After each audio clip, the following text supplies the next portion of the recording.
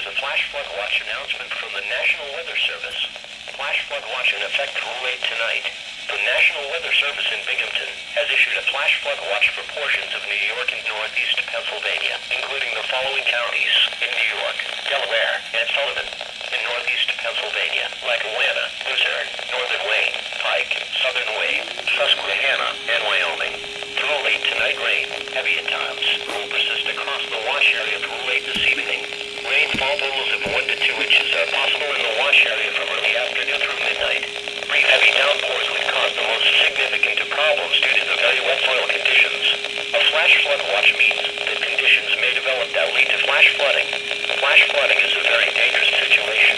You should monitor later forecasts and be prepared to take action should flash flood warnings be issued.